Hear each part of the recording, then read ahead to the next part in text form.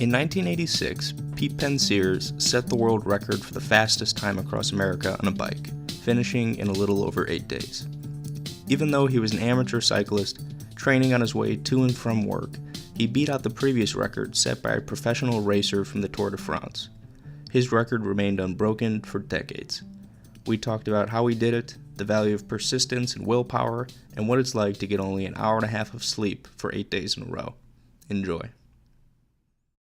I am here with Pete Penseyres. Pete, thanks so much for joining us.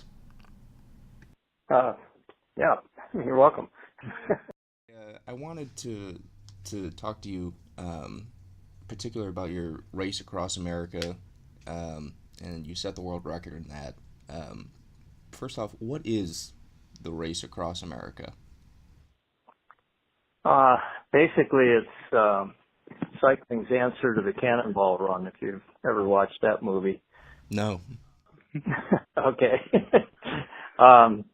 It was popular. Well, I don't know if it was that popular. Watch it again. It's not very good. But what it was an automobile race across the country, no rules, just, start at one end of the country and the first one to the other end wins. And we did that on bikes, only we had a few rules. You had to follow the exact same course as everybody else. You had to follow all the rules of the road, which nobody else had. They didn't have to do in that race. And that was pretty much it. The first one that got to the finish was the winner. So it was basically a nonstop race, and we also had support crews. I've heard some people say that it's harder than the Tour de France because it's more miles and you almost get no sleep. You have to bike all the way across America, and I think it's less than 12 days. When did you hear about this race? What compelled you to want to do it? Well, I knew that the people that did it the first time in 1982, and I'd crossed the country once before, back in 1979 with three other friends on two tandems, and we did that as a record attempt, which was essentially the same thing, but no race aspect to it. So we had basically ridden across the country with a support team and established actually a new record for two tandems, but it was also the fastest transcontinental crossing at that time.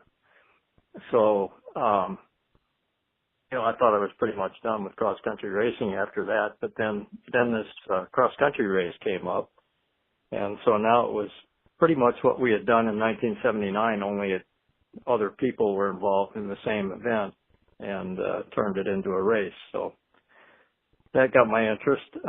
I didn't do it the first year primarily because I was building a house at the time and couldn't, there's no way I could train for that and then do the race as well. Plus it was also an invitation only for the people that did the race that year. I gotcha. So you had already been doing ultra distance cycling for some time at that point? Yes. I started actually bike racing back in the early 70s after a lackluster marathon running career, and I didn't do well in the shorter races, and turned out the longer the race was, the better I did. So when I got the opportunity to do this transcontinental record attempt, I jumped at the opportunity, and it went really well. So the race across America was just a step up from that. But interesting. So So basically, sorry, go ahead. Yeah, there was the other intriguing thing about that race was that it has never really been done before, and none of us really knew the best way to do it. When you try and compare the Tour de France, which is very intense day by day, and then rest up for the next day, that's a whole lot different, and it's like trying to compare apples to oranges.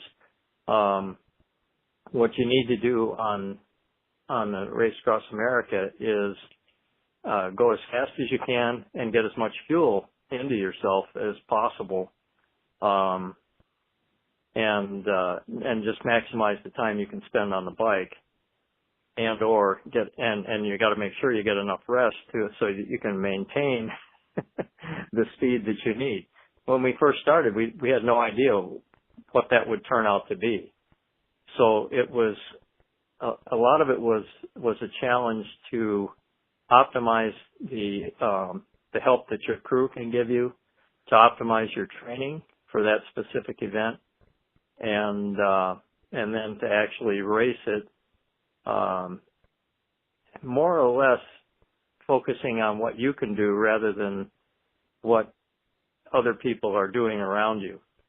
It turned out the race is so long that if you try to focus on other riders and you don't follow what they're doing, that it may or may not work for you, and probably it's not the optimum way to do the race. So it's essentially a big giant time trial that lasts for 3,000 or so miles. And when you went into it, did you have in mind breaking the world record? No. I had no idea how I would do in it, because I had watched the original race with the 4 people that did that. John Howard, who is an Olympic cyclist, Lon Haldeman, who won the race and had the current solo record across the country by himself. In fact, he had a double transcontinental that he had done a few years before the first race across America. So John Marino and Michael Shermer made up the other 2 of those first 4. And, they, especially John and also Michael, were willing to share their insight into what they were doing and how they did it. And but basically all of us that showed up on the starting line in 1983, which included everybody but John Howard of the originals, and then a whole bunch of us that had never done it before, were charting new territory, so to speak. And so it was, it was more than just the training. It was more than just trying to stay awake. It was really a number of things that make that race unique. When you say that, because I heard someone say about the Race Across America that it's something like 80% mental. Do you think that that's a fair statement, like 80% mental and preparation and just planning your route ahead of time, having a good team around you? I thought it was more or less divided into thirds. The physical, preparation, training, etc., and the physical part of doing the race. I thought a third of it was really the support of your crew. They couldn't help you win the race, but they could sure help you lose it. And then the other third was the mental part, just being able to focus for that long. It's the other aspects of it that we learned as we went along is that the race is more or less a fuel supply problem. You can only go as fast as the number of calories that you can take in, and that's somewhat limited. And you can improve it a little bit with training, but basically you got to be as efficient as you can. So that involves not spraying too often to just burn through your glycogen supply. There are places where you want to go faster and places where you go easy, like go hard uphill because you can gain time that way, but coast down the other side. Don't waste any energy trying to go a mile an hour faster than you can pedal by pedaling. And then the aerodynamics is really turned out to be the key factor. I did it 3 times solo, and each one was a huge improvement from the year before, from lessons learned. But the time I won it in '86, it was the fuel supply with the liquid food that I used for almost all of my calories, and a set of things that are now called aero bars that I homemade before that race. And those were huge factors in improving average speed on the bike. The handlebar arrangement with my forearms resting on some very well padded forearm supports gave me about a half a mile an hour on the average. And when you multiply that over the length of the country, it's just huge. Yeah. The liquid food, of course, it means that pretty much everything that goes in is not wasted. So you don't have to stop as often, and it's just a much better way to stay focused and keep up your average speed. So I kind of looked at it as kind of an athletic engineering. Here's an engineering problem.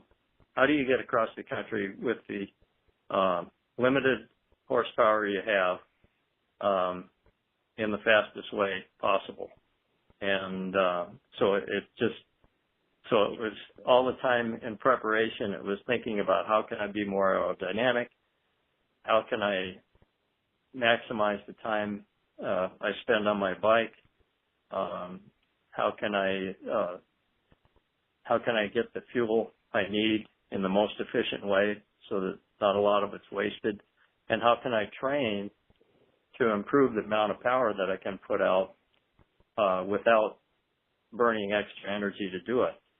So it was just all of these things that added up to that race that I did in '86, where I established that record that lasted until Christoph Strasser broke it in 2013, I believe.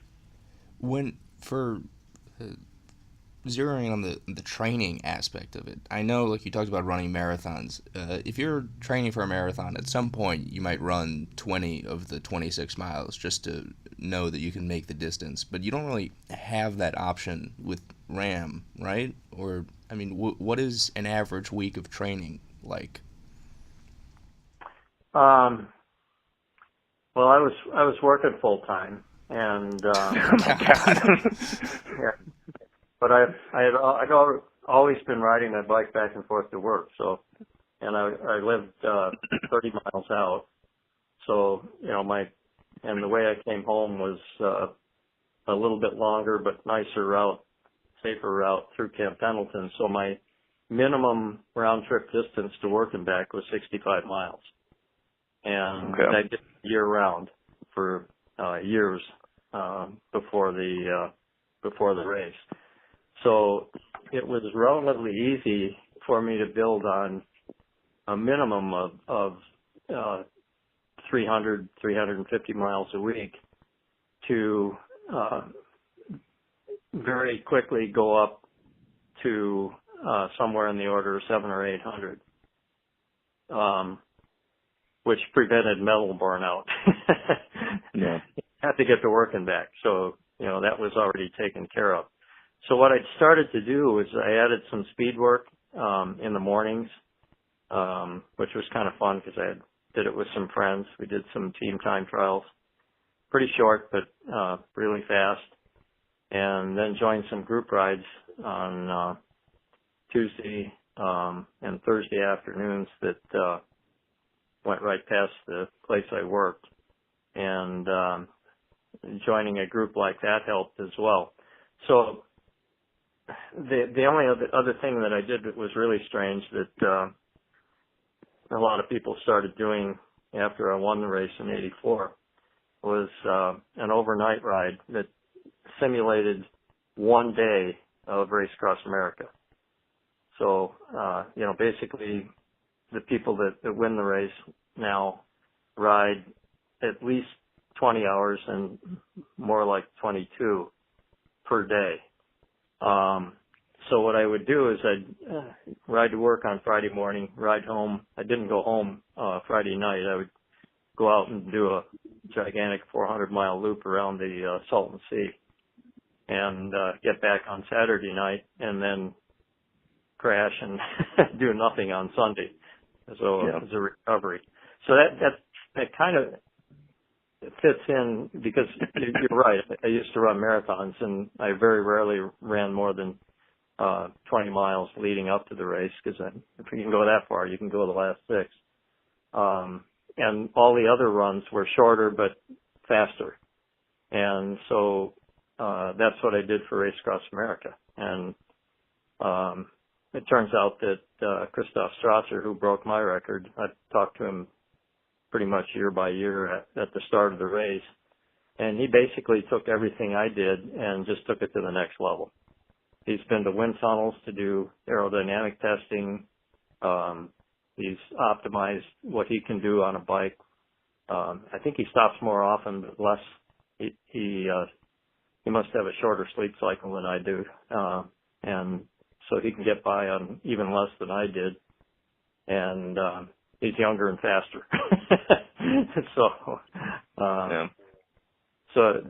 basically it's it's a combination of things that's partly genetic. I've always been good at long distance events. Maybe I would have been okay with running too if I knew there was things besides marathons when I was doing them. I didn't know about ultra marathons at the time. So maybe that would have been better, but in any case, I enjoyed the cycling much more. Yeah. When it comes to your diet, is there anything in particular that you're eating while you're training for this, or are you eating a lot more, I assume, or like what kinds of foods are you eating? During the training, I used the liquid food that was developed for me by a friend of mine who sort of adopted the race. Randy Ice is physical therapist, a bunch of other initials at the end of his name. He worked with cardiologists and other people to test this all. And he also got together with a friend of his, a pharmacist, who developed something called Ultra Energy. It was the liquid food I used. And I was the guinea pig for that.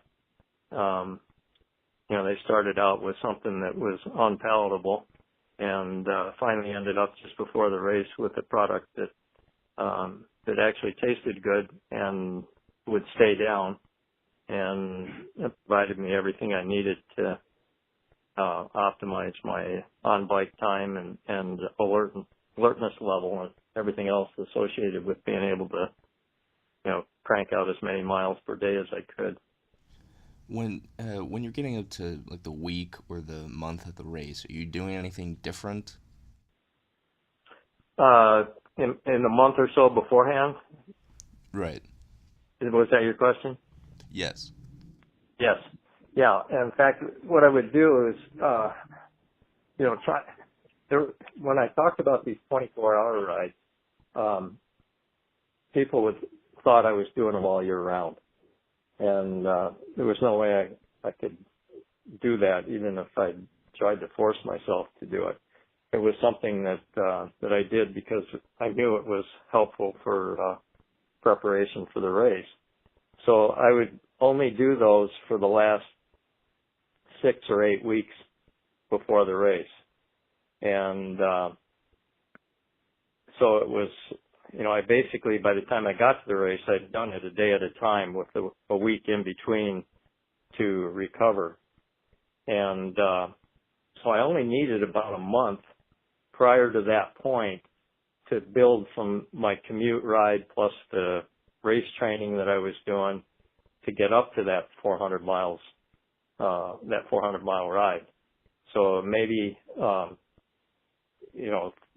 2.5 months or so out, I would do a 200-mile ride. The next week it would be, 300. The next week might be 300 again, or 350, and then 400 beyond that.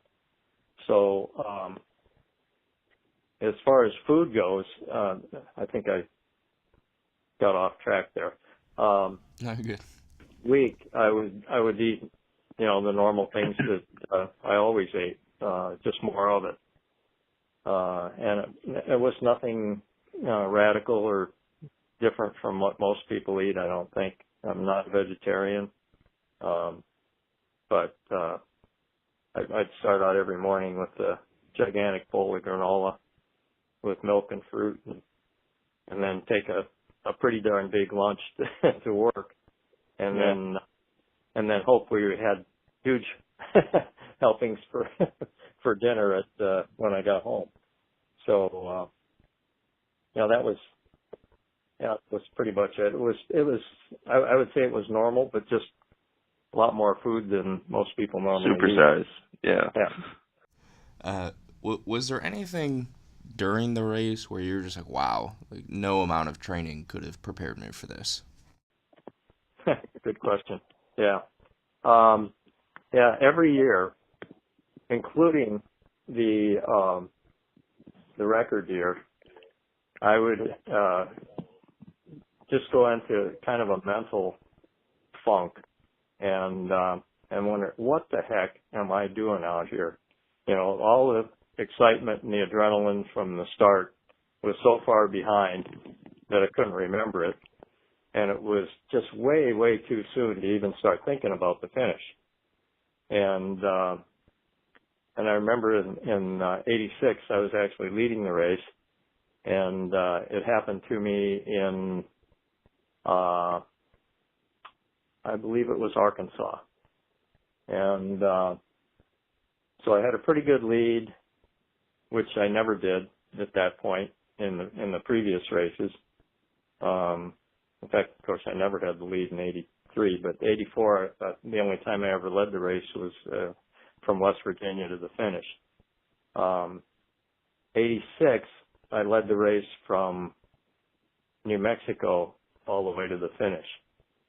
And yet, here I was, winning the race, and I'm just kind of mentally going, what the heck? Yeah. How am I going to get through this? And we're not even to the Mississippi River yet.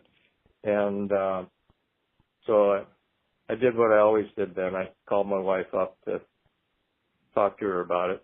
Actually, the crew did. The crew said, hey, Pete's not doing well. You've got to come up here and talk to him. So she comes up and she says, so how's it going? I said, it's not going well. I don't know what I'm doing out here.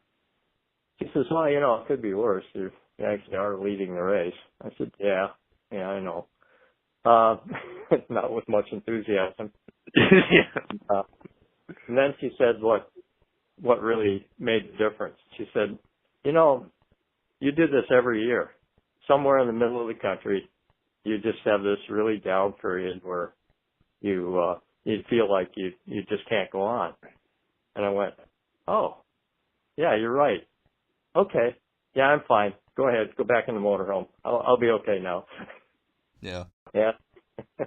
And then I remembered what I had done in each one of those cases was simply try not to focus on the finish yet, but just focus on the next number one, the next sleep break, and number two, just maybe the next time station, the next town, just something to stop obsessing over the fact that it's still a long ways to go.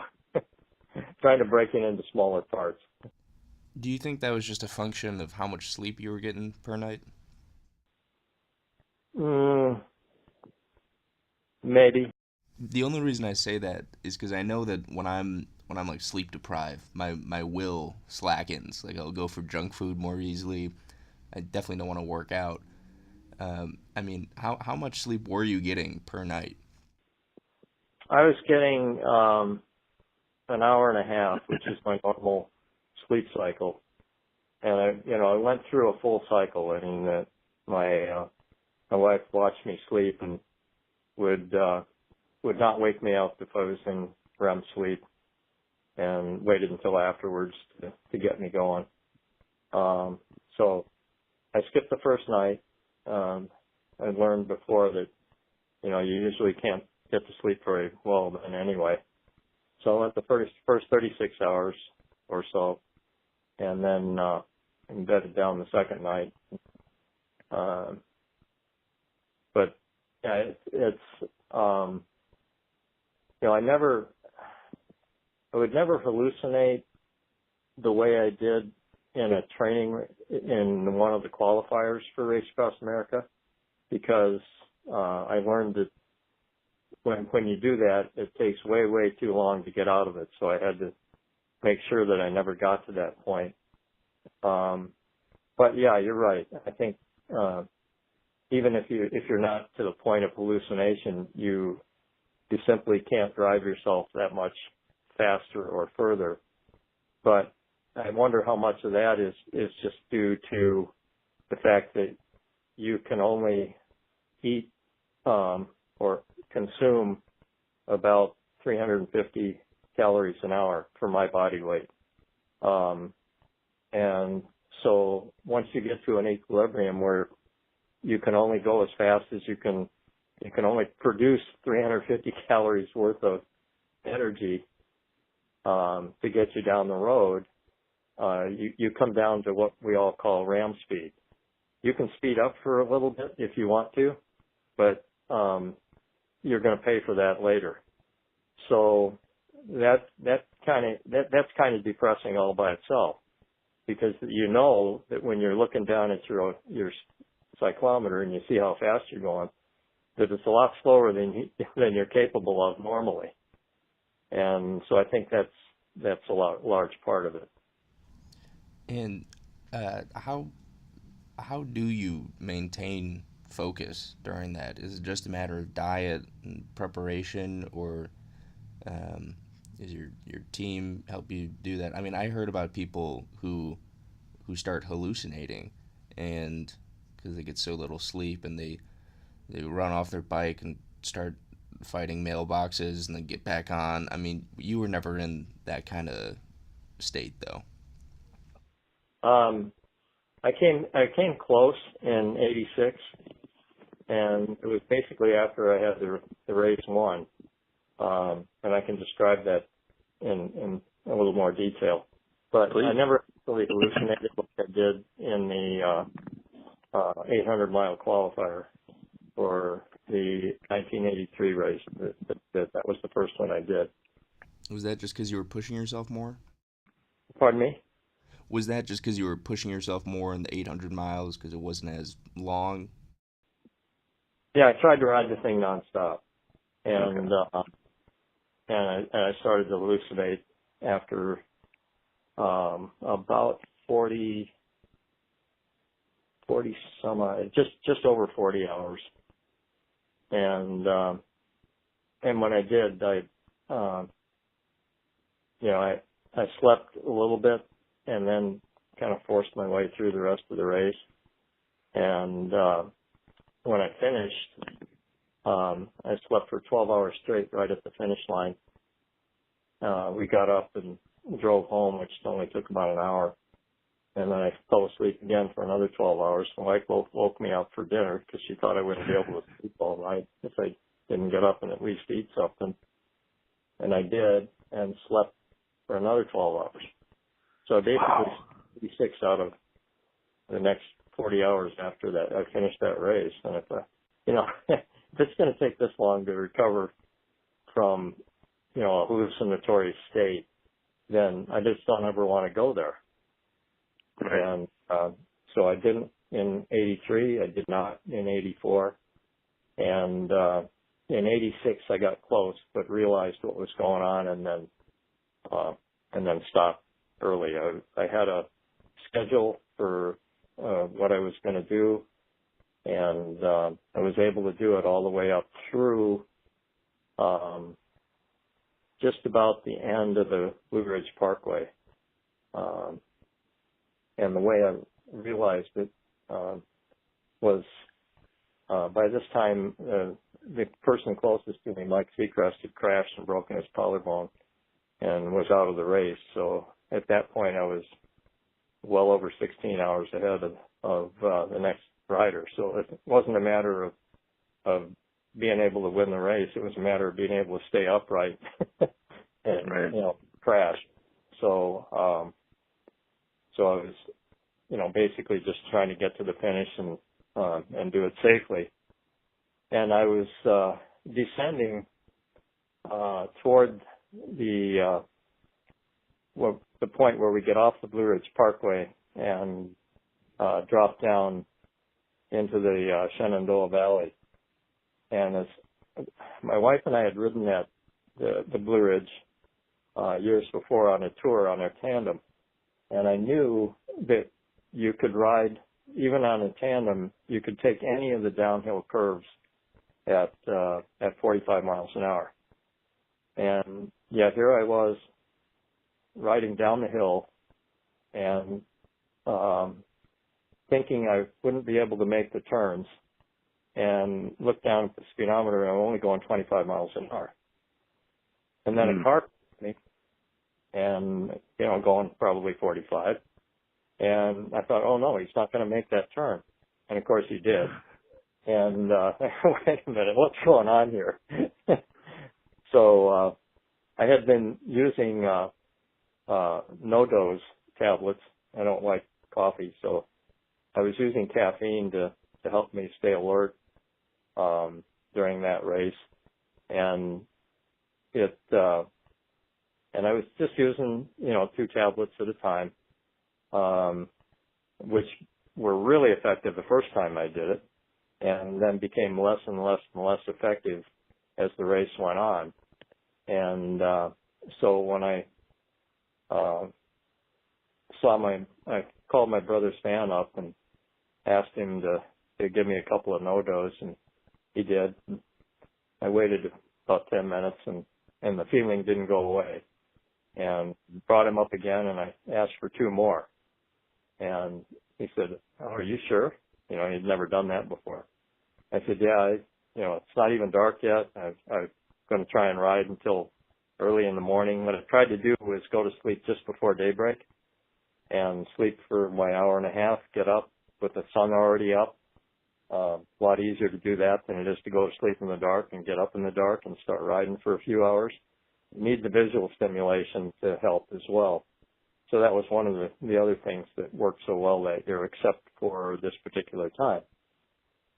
So again, another 10 minutes, nothing happened. I called him up again for a third time, and I said, I need a couple more. And he says, Joanne, my wife, says not to give you any more. I looked at him, I said, "She's not riding the bike. Give me a couple more." So, another 10 or 15 minutes later, I was still feeling the same. And I called the van up next to me again, and I said, "Go find," I said, "Where's the motorhome?" Because that's where I usually slept. He said, "Well, they stop for gas and groceries, and, they're not even in CB range," which was the best we had for communication at the time. No cell phones or anything. And I said, "Okay, take the van," which had a bed on it. And I said, "Go up to the first place ahead of me here that you can find a place to get off the road. And I'm just going to take a half-hour nap." And so they did. They pulled over. I got it. I started to get back in the van. And my brother's talking to my mechanic and took over, and he says, "Gosh, he sure doesn't look good. We better give him, his full hour and a half sleep." And I was just starting to lay down. I was not quite horizontal yet when they said that. And I was going to protest, but I never got the words out. And I don't ever remember my head hitting the pillow. I was asleep that quick with 600 milligrams of caffeine running through my system. Wow. And they woke me up an hour and a half later, and I was like, "Hey, I'm okay." got back on the bike, rode all night, and then the sun came up the next morning. It was right in my eyes. And I said, okay, that's it. I just can't see. So let me take that half-hour nap now. So I did. And by the time that was over, the sun was high enough in the sky that I could see where I was going. And so then we continued to the finish. So no actual hallucinations, but that's as close as I got. Is your body just aching by the time you get to the finish, or are you so just in the middle of it that you're not even thinking about your physical condition? That's an interesting question too, and I think the best way to answer it is what happened to me in 1984, as I was approaching the finish, and I was ahead at that point, so I was in Pennsylvania somewhere, and a newspaper reporter pulled up next to me in his car, and he says, "What hurts the most right now?" And I said, "Well, nothing really." And he had traffic behind him, and so he had to take off. And so he came back a little while later after I had to think about it a little bit. And I said, "Say there is something that's bothering me physically." And he goes, "Yes, yes." And I go, "I got a really, really bad case of chapped lips." And he goes, he didn't say anything else. He just drove away. Well, he probably thought you were messing with him, though. Maybe so, but the point is that again, like I said, it just reemphasizes the fact that the race is really a fuel supply issue, and you just can't ride hard enough to make your muscles hurt. You just get into a state of equilibrium, and as long as you're comfortable on the saddle, as long as your knees aren't sore, as long as your feet aren't sore, as long as your hands don't go numb. So basically every place you touch the bike, if those are okay and your knees are okay, they're going to be okay. And those are all changes, though. I had heard that the neck sometimes goes out just from holding your head up for that long. Absolutely. Yeah, and that's a good point. Michael Shermer popularized the term Shermer neck because he had it in 1984.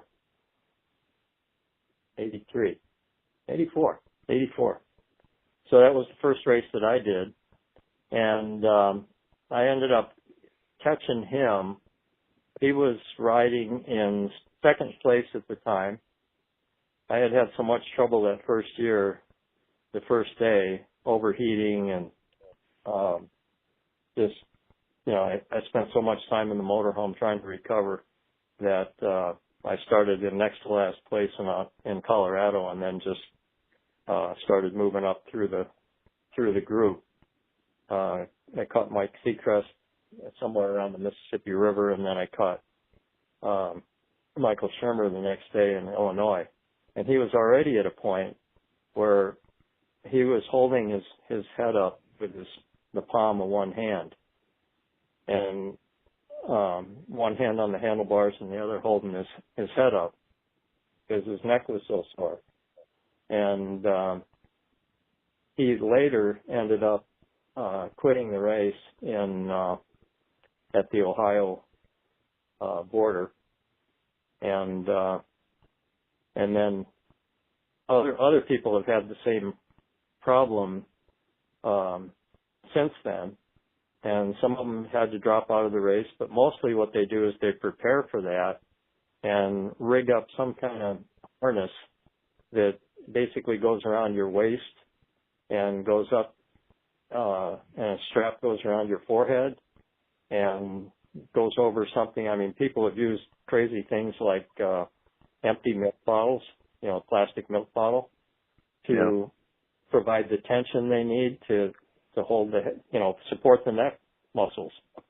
The neck muscles just basically fatigue so badly that you can't hold your head up and you can't see where you're going. So all kinds of rigs have been developed to counteract that. But I never experienced that to the extent that I had to do anything about it. Why do you think that is? Did you prepare for that in advance, or is that just something that never gave you a problem? Well, that's another good question. we were a little bit crazy doing this. So after the '84 race, which I didn't have the problem, I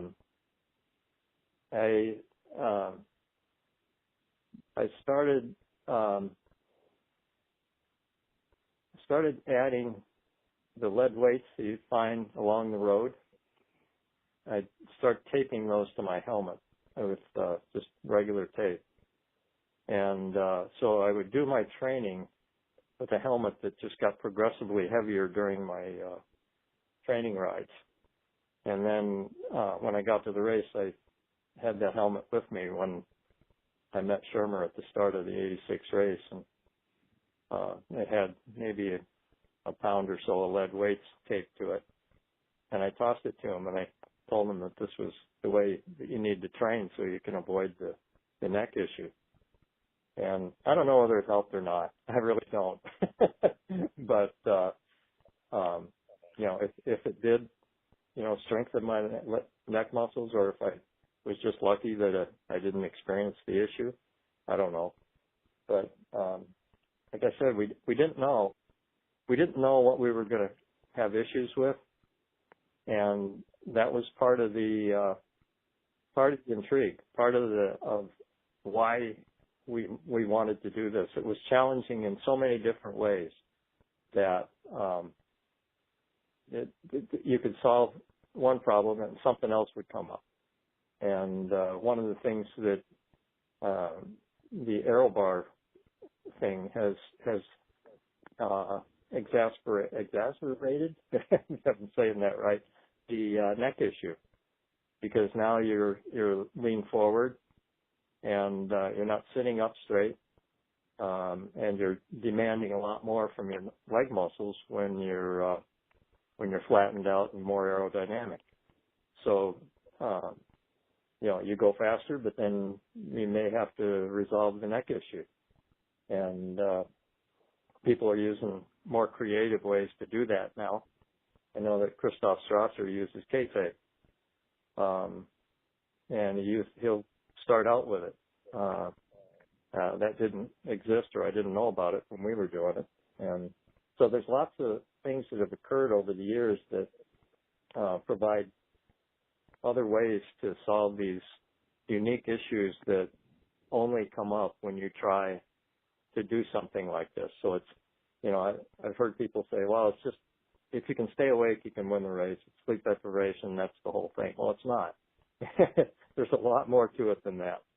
And it just involves so many different aspects that it usually takes people about 3 attempts to get to the point where they can do their best race. Interesting. So in that case, if you were to say to a young person out there today who wants to do what you did, who wants to compete seriously in the race or even just finish it, could they follow your training program, or has the technology changed so much that there's just a whole new way of doing it? I don't think the training program for people to do their best would be much different. It has to be a combination of speed training to improve your power output at a given heart rate, which is essentially, how many calories you're burning. So you want to make your body more efficient. You can do that with speed work, a short, burst of speed to, increase your lactate threshold, if you want to use that term. And and then you need to do one long distance ride a week to try to find as many of the issues that will come up during the race as you can. And you won't be able to find them all, but you'll find a lot of them. I mean, when I built the first aero bars, I had some help from Chet Kyle, professor of mechanical engineering retired from Long Beach State, and he was really involved in the human-powered vehicle thing early on. And so I went to him with my ideas for what are now called aero bars. We didn't know what to call them then. And so he had sent me some plywood or balsa wood pieces of wood that were sandwiched between two pieces of aluminum. And he says, what you can do is you can take your elbow supports, your forearm supports, and bolt them to these plates, and then attach those to the handlebars with 1 inch, 1 hole electrical conduit clamps, and then you can change if you need to change the height, the level, whether you want to tilt it up or down, you can wedge it or whatever you have to do to make it work. And so I did that. And when I was going out on my training rides, the first one I did, the glare from the aluminum was just driving me nuts. And so when I got home, we used a paint that will stick to aluminum, a primer, and then painted the things flat black. So I solved the glare problem. Another thing was I had a little handlebar in front of that plate, so I could just rest my hands on it. That removed all the problems I used to have with my hands going to sleep. Most of the riders who did race across America using standard handlebars would have the carpal tunnel issue after the race. And I had it for the first two. When I used the aero bars, I didn't have it at all, because most of the time my hands were out there just floating around on top of this little plate and over a piece of handlebar that I held on to. And my wedding ring would rattle on that aluminum thing, so I took that off during the race. There were there's 1,000 little different things that you learn when you're doing the training that you can't find out unless you do a long enough ride. So today, that's a little bit easier because there are a lot more qualifying events around, and there are a lot more 24-hour time trials.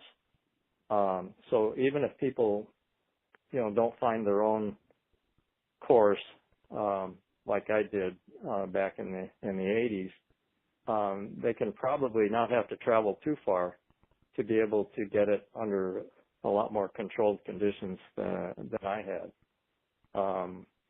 And they can learn the same amount of things.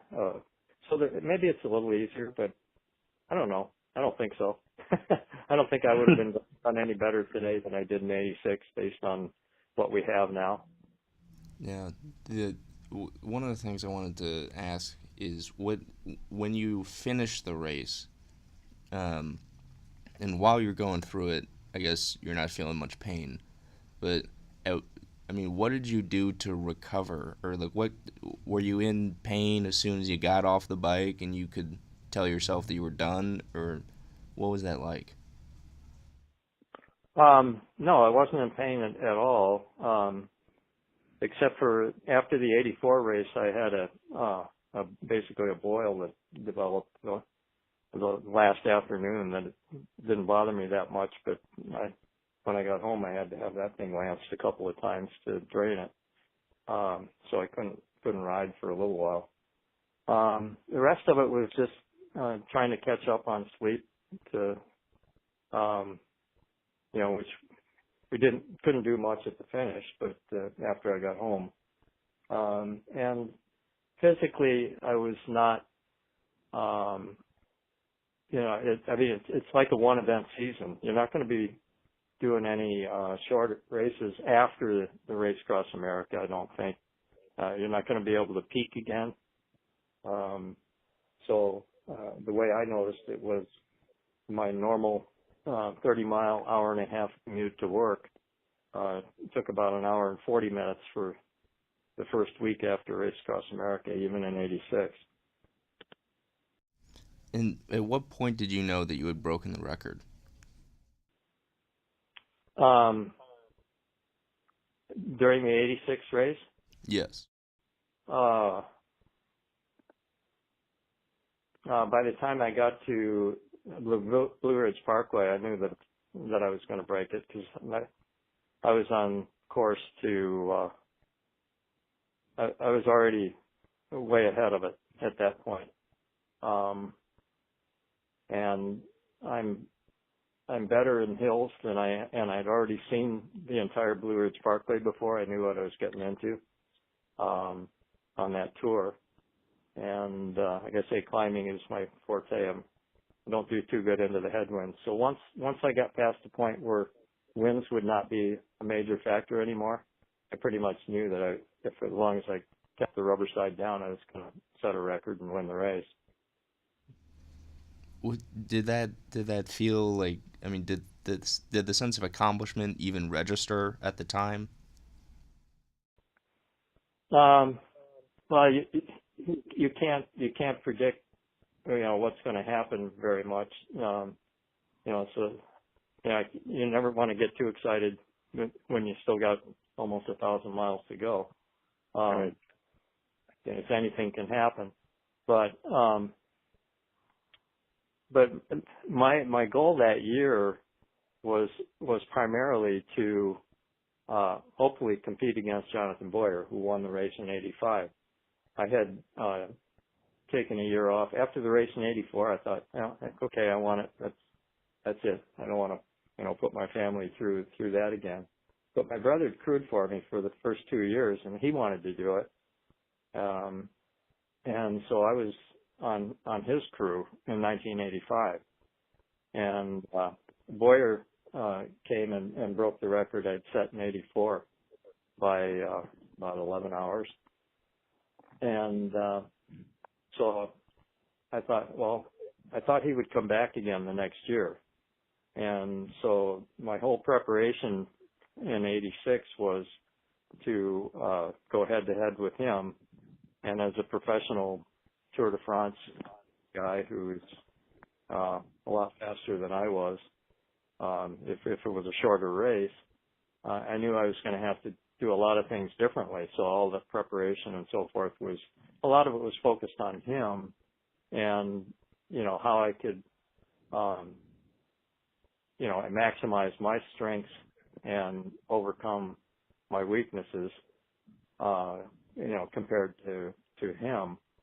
And then he basically, decided not to do the race. He got a job as a color commentator in Russia that year at some games. And my wife, who knew that I was motivated by him to train, didn't tell me that she knew about a month ahead of time that he wasn't going to be there. And she just held it from me. I didn't know until we got to the start line that he wasn't going to be there. Well, he had also apparently, I'd heard, said some things, sort of commented on the quality of the riders in the race, or said that it's a bunch of amateurs or something like that. Do you know what I'm talking about? Yeah. Oh yeah. Yeah. I saw I saw the wide world of sports coverage. Yeah. Yeah. He was a little bit arrogant, and from his standpoint, he just saw the race as totally sleep deprivation. He didn't really know that some of the riders in the race were actually maybe at his level or close to his level. Mike Seacrest in particular taught him a few lessons in the 85 race out in Arkansas in the middle of the night. And so he by the time he got to the finish, he had a whole different opinion than he did at the beginning. But still, the things that he'd said ahead of time, ABC, just loved to, bring those forward. I mean, they weren't going to cut that and leave it on the floor. So, so it provided motivation for me and other people. I had hoped that year that the weather conditions would be, weather is the big unknown.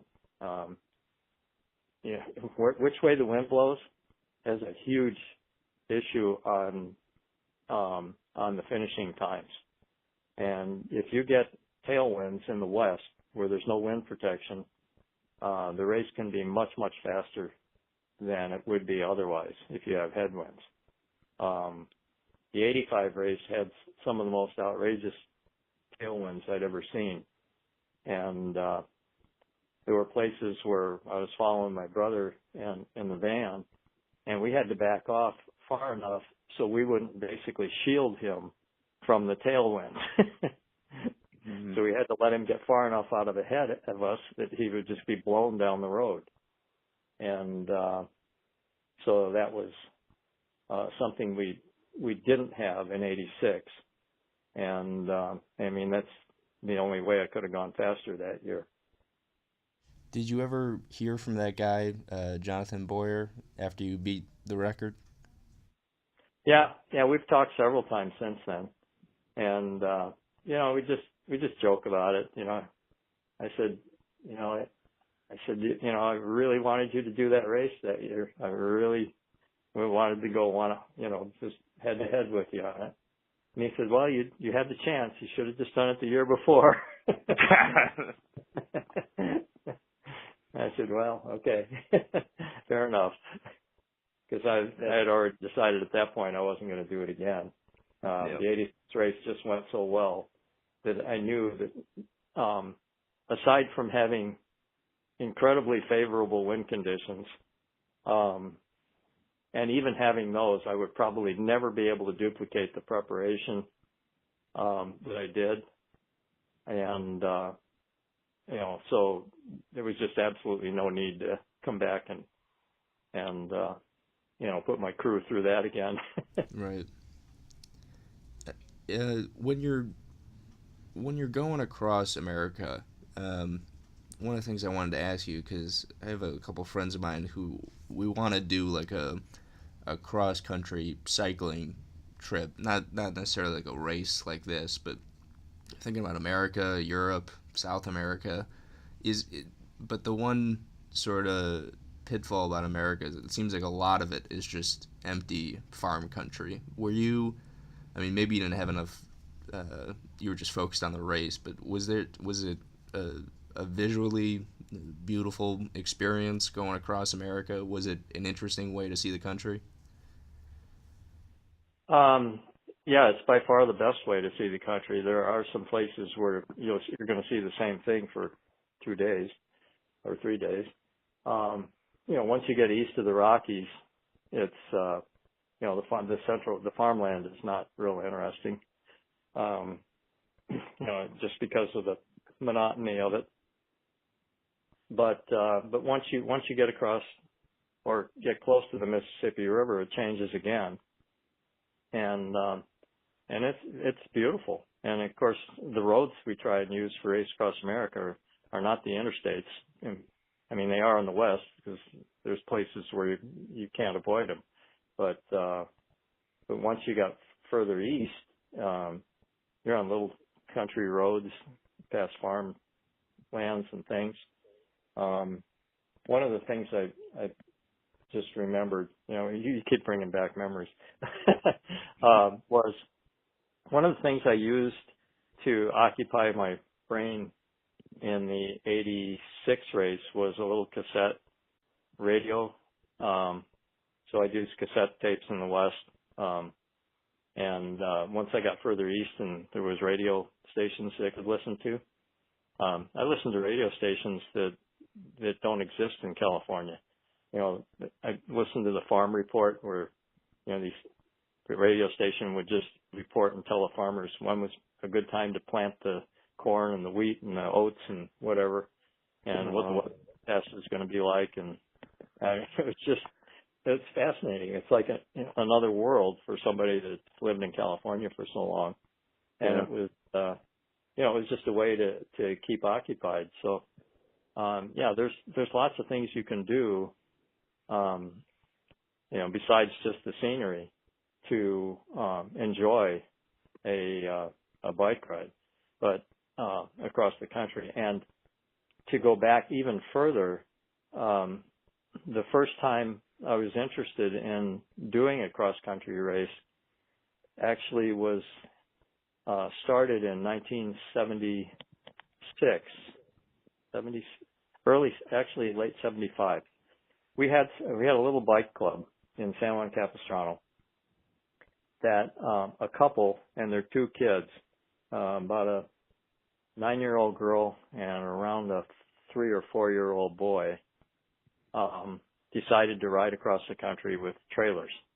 So one of the trailers was going to have all their camp gear. The other trailer was for the boy, and the little girl, 9 years old, rode her own bike. And they rode from, coast to coast, and took 3 months to do it, and came back with a slideshow that they presented in our living room. And, it was so inspiring.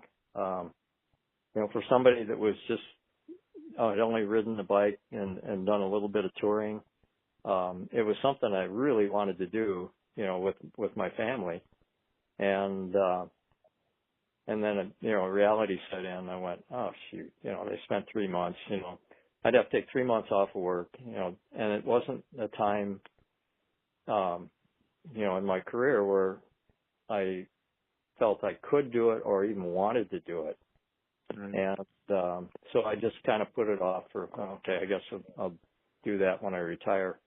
But then we were heading over to the Grand Canyon to do a backpack trip in 1978 over Thanksgiving vacation.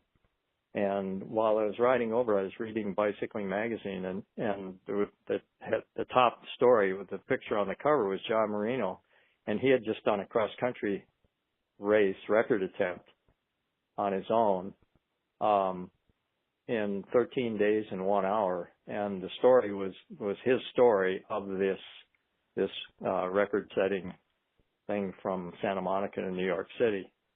And I was just fascinated by it, and I thought, he did this in less than 2 weeks. I got enough vacation to do that. Yeah. And so I started thinking about it. I thought, well, wait a minute. If I do this, I don't want to do it solo. I want to do it with somebody. So what I was thinking was, by this time my wife and I were doing tandem tours together. And I said, so why don't we just do this, And she says, oh no. She says, why don't you get a few of your racing buddies to do it with you on the tandem? And she said, I'll be on the crew. And so, I kind of gave up on the idea. And then a couple of weeks later, one of my best friend, a racing buddy at the time, came up to the house, and I started telling him about this article in Bicycling Magazine and how I'd thought briefly about, wanting to do it on a tandem, and how my wife said, to get one of my bike racing buddies to do it. And all the time I'm telling him this, his eyes are just getting bigger and bigger and bigger. And I go, well, what's up? And he says, did somebody call you this week? I said, about what? And he said, I got a call from a guy that has sponsorship from Schwinn to do a cross-country record attempt next summer on tandems. And he called me to ask him if I would be his tandem partner. And I told him no, but I was going to come down and ask you. Couldn't believe it. So that's how that first record attempt came up. And so that was a way to get my cross-country ride in, get that out of the bucket list. And, you know, like I said, I thought that would be the end of it until the race came along. And so it was just a weird time of life. Yeah. But you still, and I don't want to take up too much of your time. We're going on for over an hour. It's been a fantastic conversation. But I wanted to ask you before we go, you still cycle, right? So, I mean, do you, in terms of it being sort of a lifelong activity or lifelong pursuit, do you, besides just the obvious memories that you've generated, and I'm sure plenty of friends and stuff like that you made along the way, do you notice a difference in the overall level of health, like physical, mental health, between you and your friends your age who don't cycle? Yeah, there aren't too many my age that don't, because, you know, we don't share much in common. We can't go anywhere unless it's, Right. you know, it's motorized. So, yeah, I still do group rides, and, you know, with the club on Saturday, and with a group of people that we retired folks, so I can ride with people my own age that, or close to it anyway, that can get, or somebody that can get Wednesdays off. So we do a Wednesday ride, and I still ride. So now what I do, you know, since I retired, you know, the mileage dropped in half immediately, because that was, you know, around, that was a minimum of about 15,000 miles a year just for that. And, and then I've stopped racing.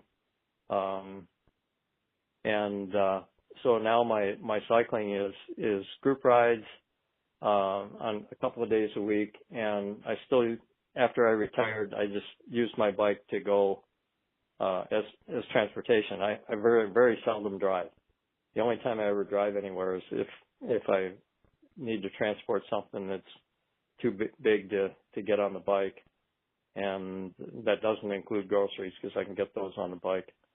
But, you know, big, huge stuff, or if I'm going someplace with my wife where, you know, she isn't able to ride that far, or if we're going to take the train anyway, that sort of thing. So, so I ride to my, doctor appointments, dentist appointments, any, meetings that I go to. I'll ride by bike. I do all the shopping by bike. So the rest of the days of the week, so 2 days a week, group rides where I do, you know, enough distance and enough, speed, or enough, you know, enough hard riding to stay fit. Yeah, just maintain fitness and still enjoy doing that kind of a ride. Well, that's yeah. I mean, it's definitely something that I can imagine. You know, I had relatives who go on runs all the time and are active, and as they get older, they seem to be pretty much the same people, and relatives who don't, and it's like, oh man, it's not what I would want to be living through. But in any case, sorry, go ahead. The interesting thing I've done Race Across America on teams lately.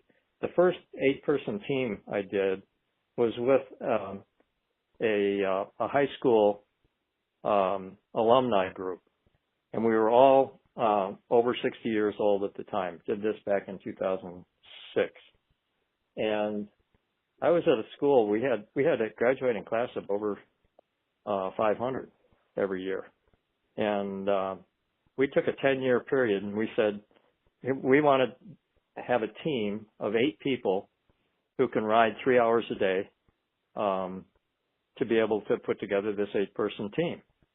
And we figured about 5,000 students to choose from. And so the guy that initiated this was still lives up near the school.